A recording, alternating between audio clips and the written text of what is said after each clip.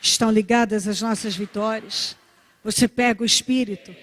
Que Espírito é esse? E diga, eu bebo do Espírito. Da palavra profética. Para 2012. Mas os que esperam no Senhor renovarão suas forças. Subirão com asas, como águias. Correrão e não se cansarão. Caminharão e não se fatigarão. Amém? Por favor, sente-se. Sentem-se. Diga sacrifício. Ok. Nós temos algumas referências para ler. Uma no livro de Ezequiel e as outras todas em Oséias. E eu creio naquilo que a palavra diz e a palavra profética que o Senhor nos deu.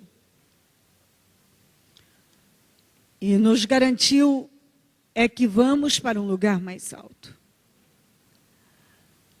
Mas, quando nós falamos de um lugar mais alto, normalmente as pessoas se voltam só para as coisas que se pode tocar, aquelas que são palpáveis, materiais. Essas também.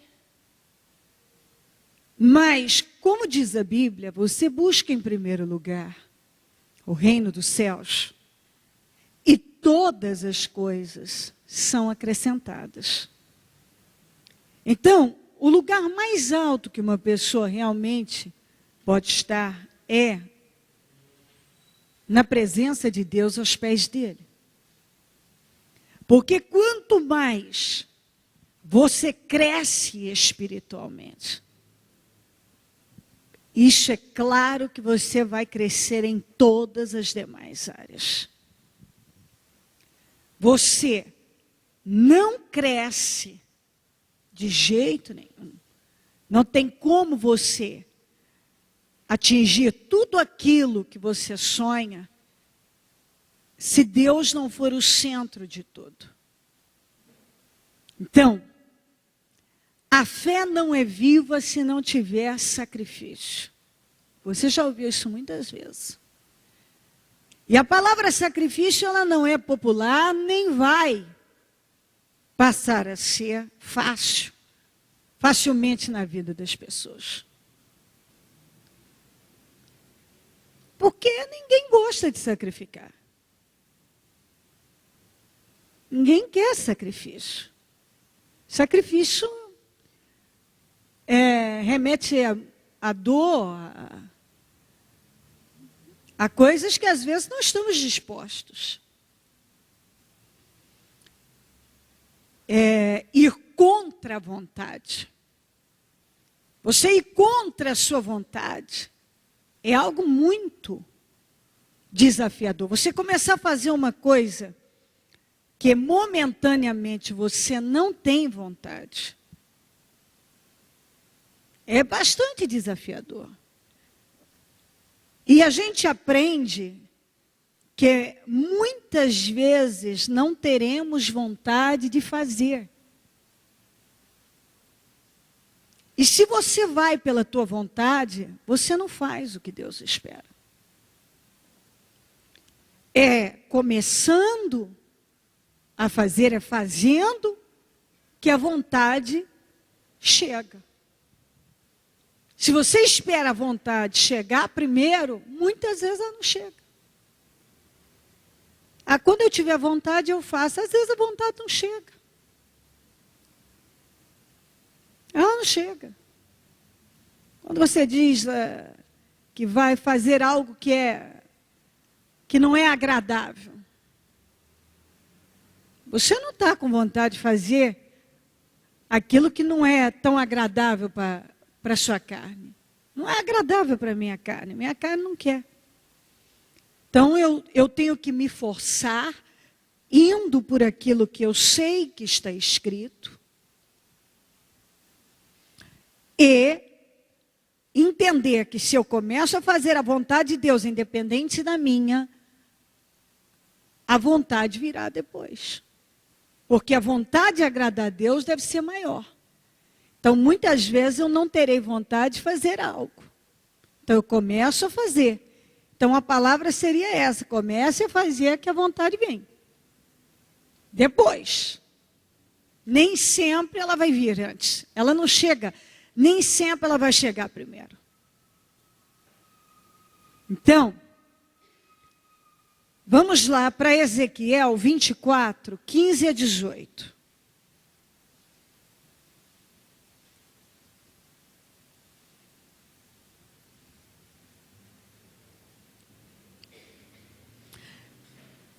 Veio a mim esta palavra do Senhor: filho do homem, com um único golpe, estou para tirar de você o prazer dos seus olhos. Contudo, não lamente, nem chore, nem derrame nenhuma lágrima. Não permita que ninguém ouça o seu gemer. Não pranteie pelos mortos. Mantenha apertado o seu turbante e as sandálias dos pés. Não cubra o rosto, nem coma a comida costumeira dos pranteadores. Assim falei de manhã ao povo, e à tarde minha mulher morreu. No dia seguinte, fiz o que me havia sido ordenado. Essa é a primeira parte. O Senhor queria usar esse homem, e nós já vamos falar de um outro, que é Oséias, como um exemplo para todo o povo. Deus tinha um propósito na vida do Ezequiel.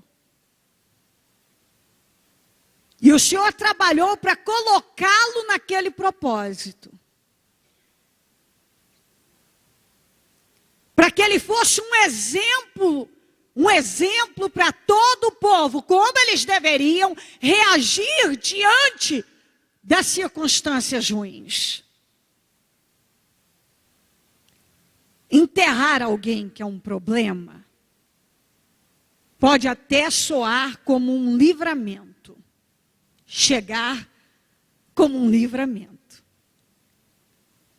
Mas enterrar alguém que o próprio Deus chamou de o prazer dos seus olhos, ele amava esta mulher.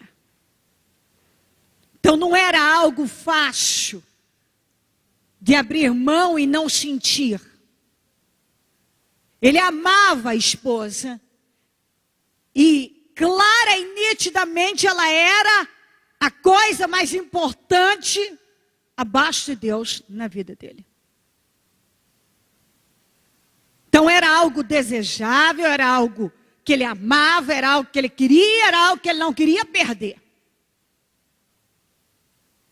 Era algo muito, muito importante, sua esposa.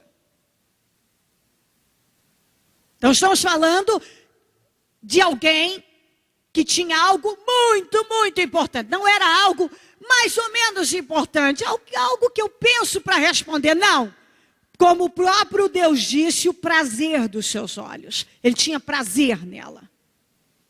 Ele amava. Certamente dependia dela emocionalmente, precisava, amava.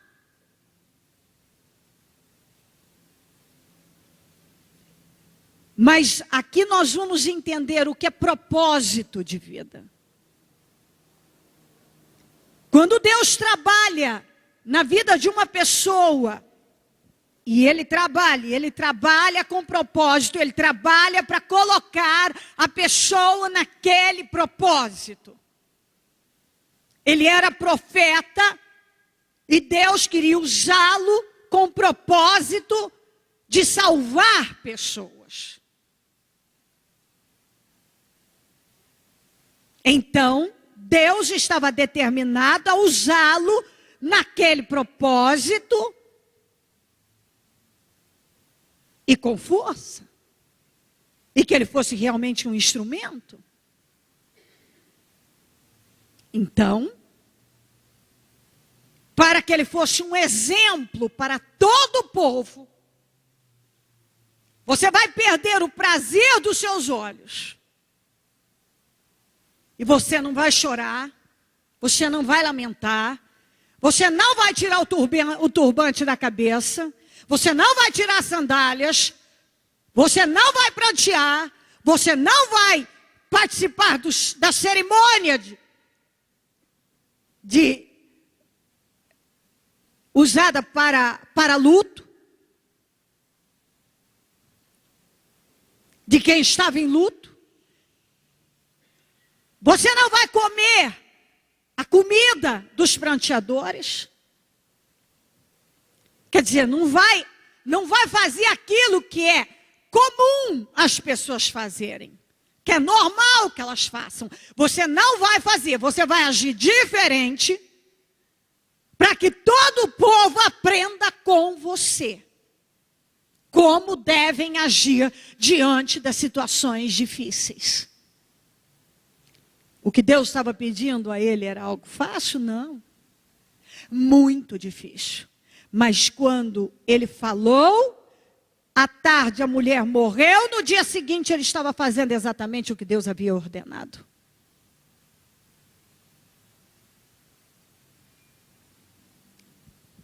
As pessoas, quando nós falamos de cumprir com propósito, muitos não entendem que quando Deus está trabalhando para colocar uma pessoa num propósito, Ele espera que ela se submeta a Ele. Deus falou isso com Ezequiel, e eu não vejo em nenhum momento Ezequiel reagindo contra Deus. E quantas vezes Deus tem esperado uma atitude diferente de nós, diante das pessoas, da família, mas a pessoa diz que tem Deus, ela fala, mas a forma dela viver não está atrelada à forma dela falar. Ela fala, mas ela vive outra coisa. E a nossa comunicação tem que bater com a nossa conduta. Eu falo, mas eu ajo, tem que estar atreladas. Minha fala, o que eu falo, com minha forma de viver. Ou seja, andar com Deus é muito mais do que meras palavras. É um estilo de vida. É um estilo de vida. É como a pessoa vive. Ela não apenas fala, ela vive. Ela vive. E muitos cristãos falam e falam. E falam tantas coisas, mas na prática não há vivência. Não há realização. Você vai ser um exemplo para todo o povo como eles devem reagir diante das situações que vão viver. Mas e aí?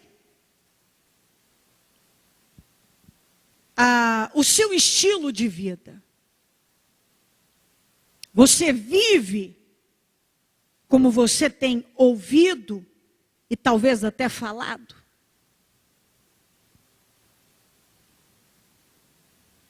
Aí, cada um aqui responde. Como você se comporta diante das guerras, dos problemas, quando uma coisa que você queria muito é tirada de você? Você queria viver algo, mas de repente aquilo não chega naquele momento como você queria, como você quer, deseja. Você consegue se manter firme, imbatível, ou você desmorona? Como reage? O Senhor disse: eu vou tirar o prazer dos seus olhos. Por quê? Ele era profeta. Então, você é profeta. Digamos, era o trabalho dele. Então, eu vou te usar.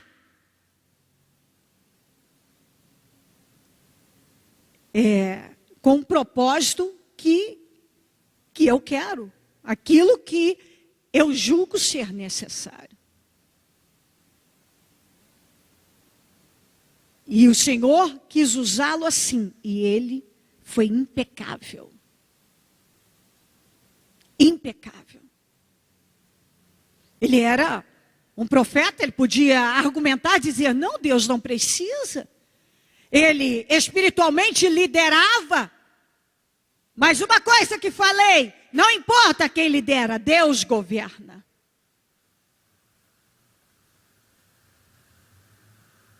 Deus é que governa.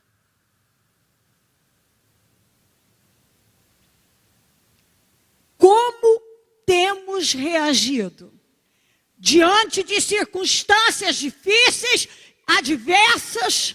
Como?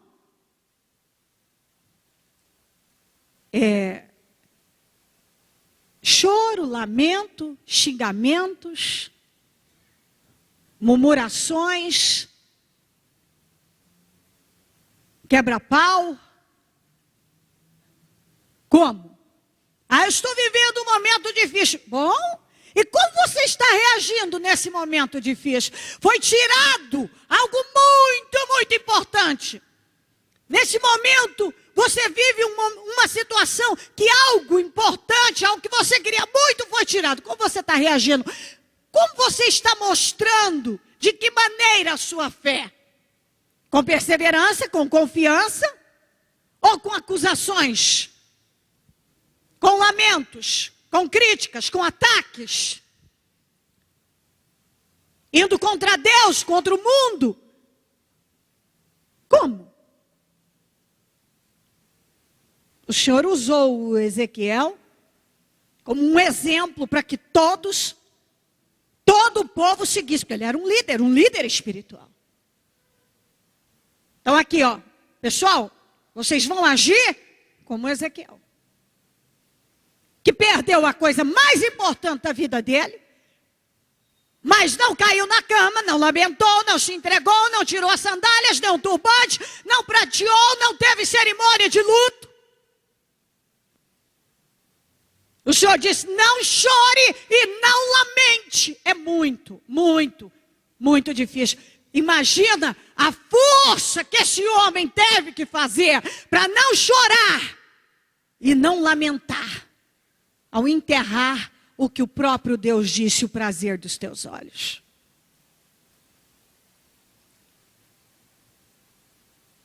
Quem anda com Deus tem que aprender a confiar em Deus.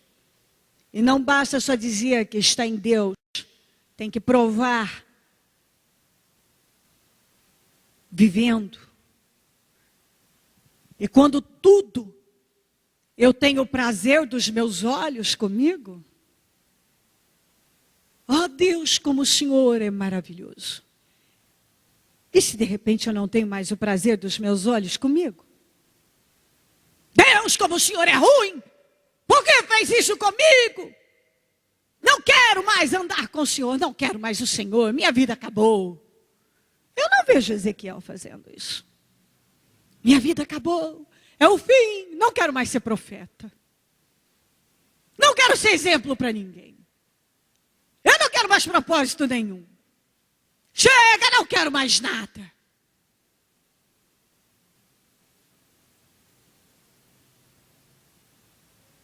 O Senhor falou de manhã. Ele falou ao povo à tarde, a mulher morreu, no dia seguinte estava lá o homem de Deus, como se nada tivesse acontecido, porque Deus o havia dirigido naquela direção, para que fosse para aquela direção, agisse daquela maneira. E ali ele mostrou que mais do que falar o que o povo devia fazer, ele fazia. Porque também é muito mais fácil a gente dizer para as pessoas, façam isso. E quando você tem que praticar e colocar aquilo em ação.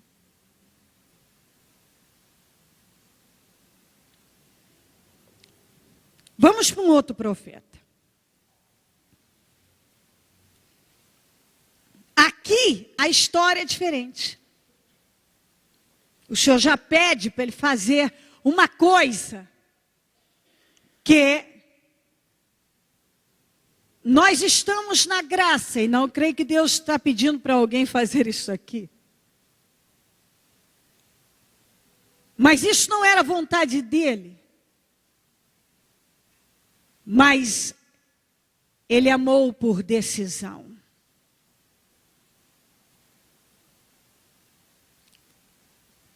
Eu penso que isso deve entrar no entendimento de cada um. Eu obedeço a Deus por decisão. Eu amo por decisão. Ou seja, não importa se estou com vontade ou não, eu decido que vou fazer.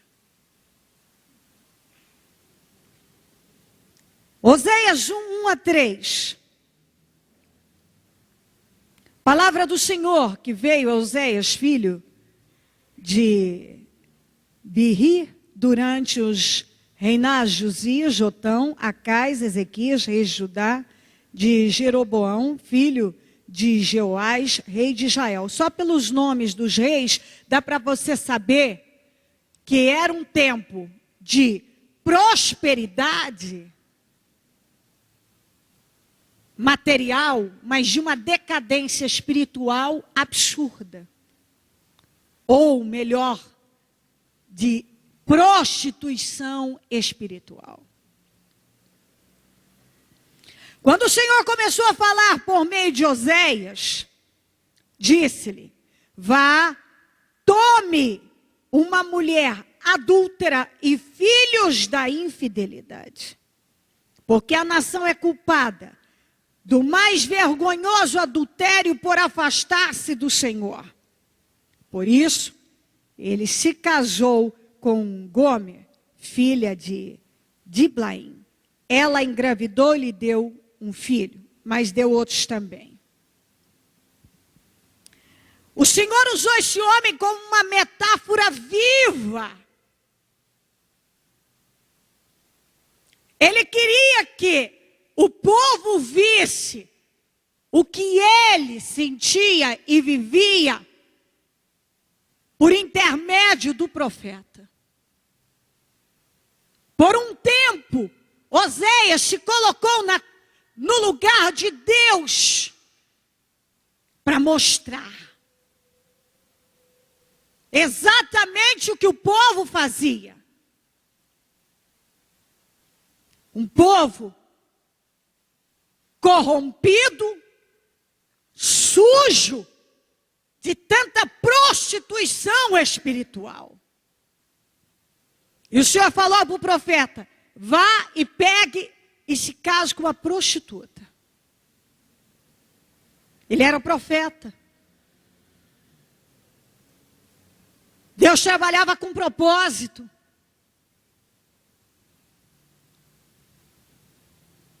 E você vê o que é sacrifício e o que é uma pessoa viver em Deus para o propósito de Deus. Ele foi lá e pegou uma mulher suja, porque Deus queria usá-lo como exemplo. Passado o tempo, 3:1. O Senhor me disse: vá, trate novamente com amor sua mulher, Apesar de ela ser amada por outros e ser adúltera, ame-a como o Senhor ama os israelitas, apesar deles se voltarem para outros deuses e de amarem a bolos sagrados e de uvas passas. Ele foi lá, pegou uma mulher, deu a ela um lar, uma mulher sem nenhum caráter, e deu a ela um lar. Teve filhos com ela, deu a ela uma família, dignidade. Ela foi lá e traiu ele de novo. Ela voltou para a prostituição. O Senhor falou, vai lá e pega ela de volta. Para que o povo possa ver como eu faço com eles. Deus perdoa, a pessoa vai lá e se suja de novo. Deus nos pegou numa condição imunda e nos deu vida. Mas muitos, após terem recebido vida de Deus, voltam a pecar novamente. Deus nos tirou de uma vida ruim. Todos nós estávamos em pecado. E Ele nos deu um lar, dignidade, um nome. Limpou nossas vidas. E muitas vezes a pessoa vai lá e peca novamente. E se prostitui espiritualmente e volta para a sujeira. E o Senhor vai e perdoa. E ela volta a se sujar. E o Senhor vai e perdoa. E resgata, e limpa, e dá uma nova oportunidade. E o Senhor queria mostrar ao povo, por intermédio do profeta, como Ele age com o seu povo. Aí,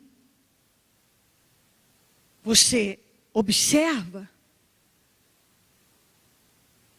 Deus trabalhando com propósito e as pessoas se submetendo ao propósito de Deus. Eu não creio que Deus esteja pedindo isso aqui para alguém, mas o pouco que Deus pede para alguns, a pessoa já se fecha e se volta muitas vezes até contra Ele. Você está na graça. E quando Deus diz, muda a sua conduta. Ah, isso é difícil demais, não dá para fazer. Bom, esse homem foi lá e casou-se com uma prostituta, só para ser um exemplo para o povo. O outro enterrou a mulher, para que fosse um exemplo de equilíbrio e maturidade em Deus. Isso aqui que nós estamos aprendendo hoje se chama maturidade. Deus está buscando maturidade do seu povo. Maturidade. Depois de ele ter pego ela da sujeira, deu a ela um lar,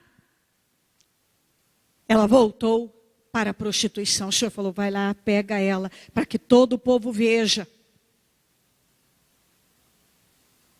Porque o Senhor queria que o povo visse e entendesse o que eles estavam fazendo com ele. Ele resgatava, e eles voltavam e ofereciam sacrifícios a deuses estranhos. Voltavam para o pecado. O Senhor resgatava, dava uma nova oportunidade, eles voltavam para o pecado. E assim tem sido a vida de muitos.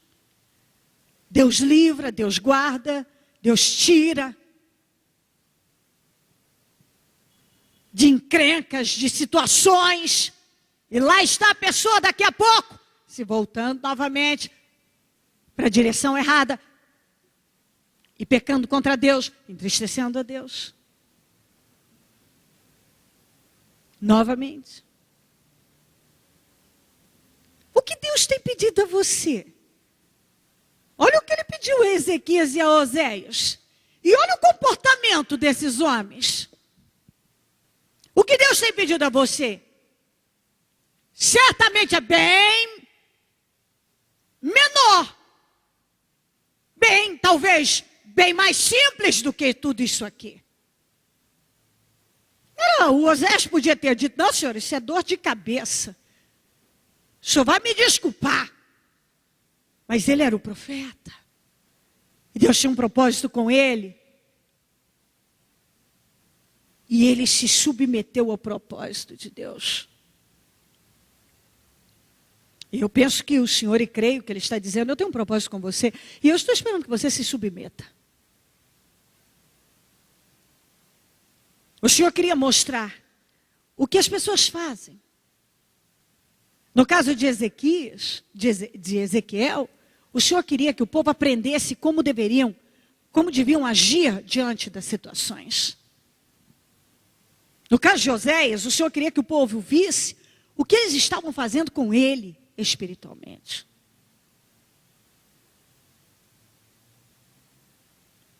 E é o que o Senhor está ensinando a cada um. Como você tem agido e reagido? Você tem feito o que Deus tem te pedido? Tem entrado no propósito?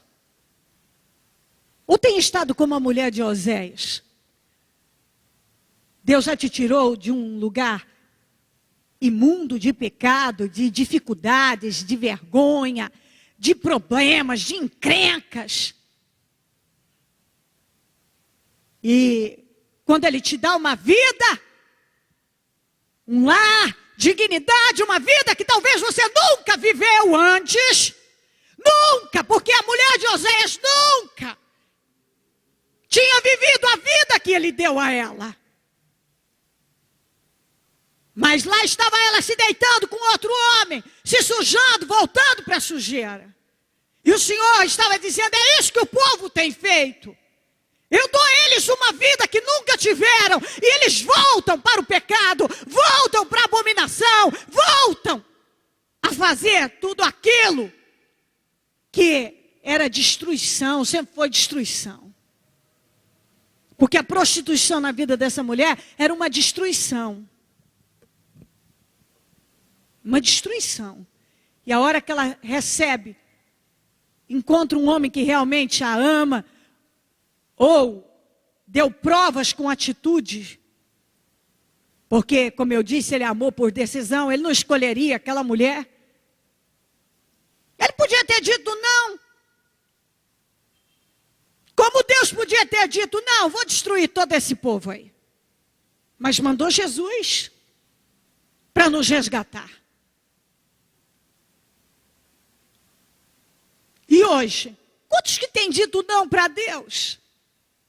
Deus fala uma coisa, a pessoa faz outra. A pessoa está vivendo uma vida que ela nunca viveu antes, mas o temperamento não muda, a conduta não muda, o estilo de vida não muda, as reações não mudam. Se metia em encrenca antes, se mete agora. Se era um problema antes, continua agora. Se era arrogante antes, continua na arrogância.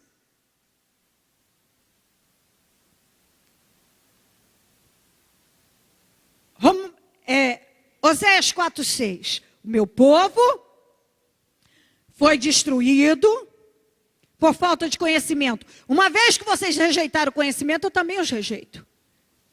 Como os meus sacerdotes, uma vez que vocês ignoraram a lei do seu Deus, eu também ignorarei seus filhos.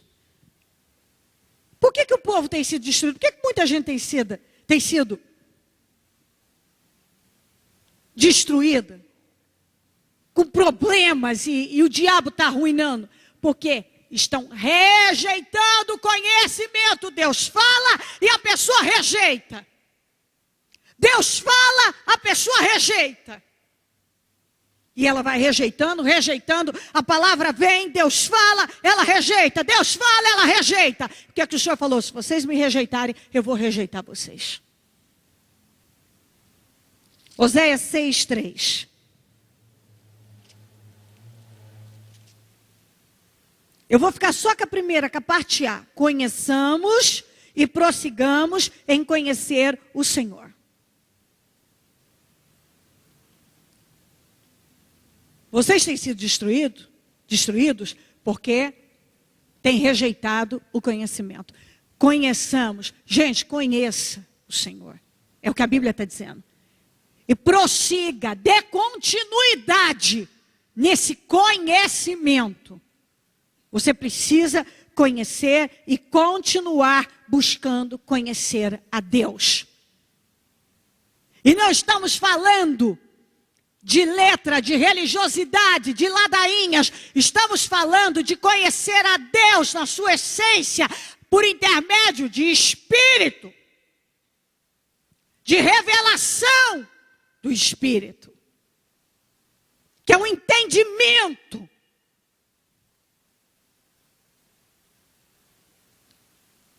Oséias 8:7.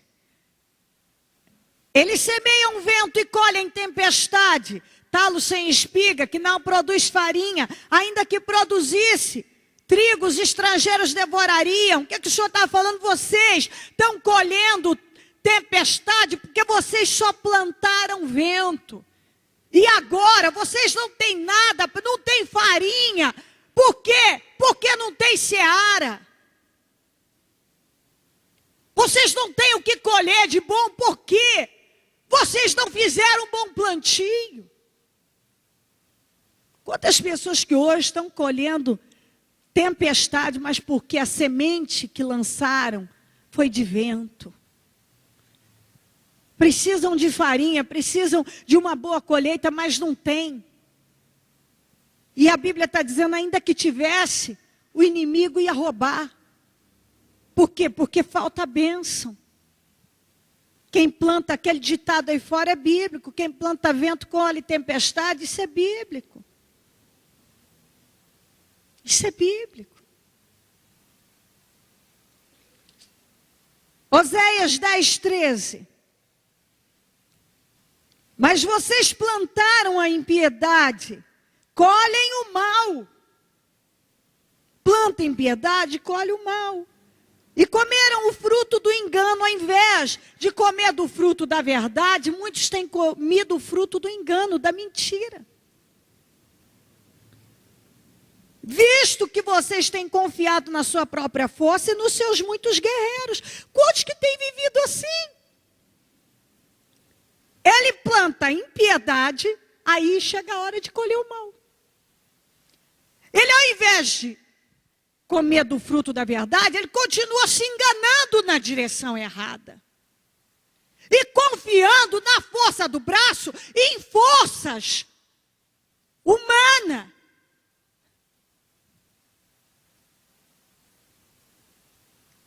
Tem gente que até hoje não mudou nisso. Gente, eu vejo pessoas que estão morrendo, mas não buscam a Deus. Está morrendo na saúde, na vida financeira, mas não busca a Deus por nada. Só confia na força humana. E nos seus guerreiros, quer dizer, em coisas que a pessoa vê e diz, bom, isso é forte, vou confiar nisso. Mas tudo isso falha. Você tem que confiar em Deus, a tua segurança é Deus, quem te protege é Deus, quem pode curar, quem pode libertar, quem pode mudar é Deus. A tua vitória vai vir da mão de Deus e não da mão de algum homem, de alguém que você julga ter força. Quem pode guardar é Deus, quem pode livrar é Deus, quem pode proteger é Deus, quem pode curar é Deus. Deus. É Deus. Mas se isso não entra no entendimento da pessoa, a vida dela não vai. E para encerrar de versículos 14:9, quem é sábio? A pergunta, aquele que considerar essas coisas. O sábio é o que entende. E teme a Deus. Quem tem discernimento? Aquele que as compreender. Você compreende? Então está tendo discernimento. Os caminhos do Senhor são justos. Os justos andam neles. Mas os rebeldes neles tropeçam. Os caminhos do justo. Os caminhos do Senhor são justos, os justos andam neles. Mas os rebeldes neles tropeçam. Em outra tradução diz, mas os transgressores neles cairão?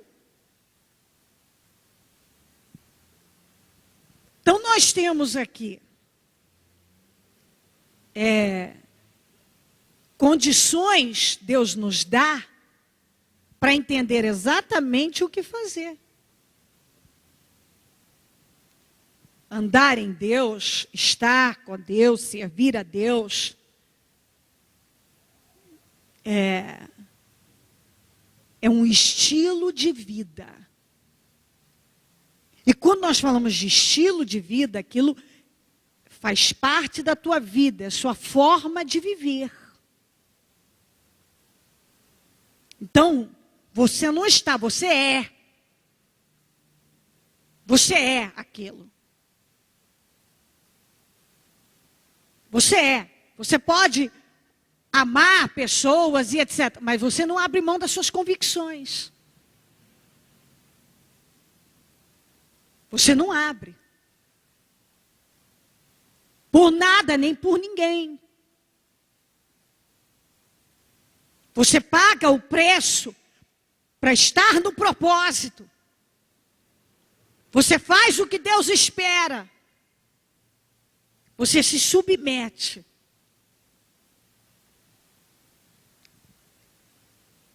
O Ezequiel mostrou como o povo devia agir, perdendo algo muito importante para ele. Mas mostrou que a fé dele no Senhor era maior. E foi um instrumento honradíssimo e abençoado. Oséias fez um sacrifício, enquanto enterrava quem amava, ele teve que fazer um outro tipo de sacrifício.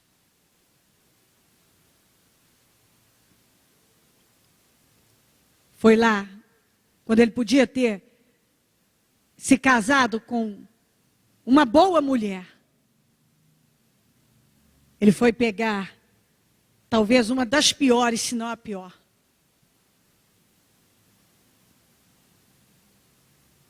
Isso é para ilustrar o quê? A nossa condição. O Senhor podia ter nos destruído, mas Ele quis nos salvar. Ele podia, muitos de nós, o diabo tentou matar, e o Senhor não permitiu. O diabo trabalhou para destruir, e o Senhor não permitiu. Preservou em vida, para que fôssemos salvos e abençoados, e nos deu dignidade. Mas muitos, após estarem numa vida tão digna,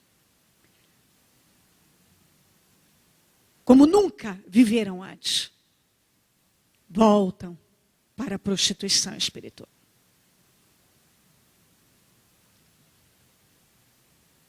Voltam a fazer tudo aquilo que o Senhor já tinha dito. Não. Eu estou te dando uma vida nova, estou limpando sua vida.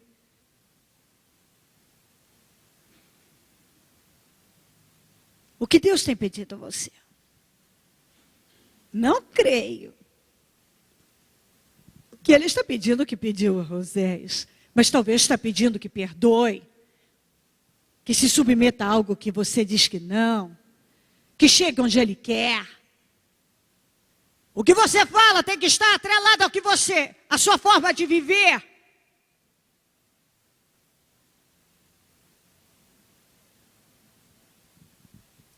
Não se esqueça, uma vida com Deus não são meras palavras, mas um estilo de vida. Você vive, é no trânsito, no trabalho, é em casa, entre quatro paredes, sozinho. Você é de Deus. Você é de Deus. Coloque-se em pé, a mão no coração.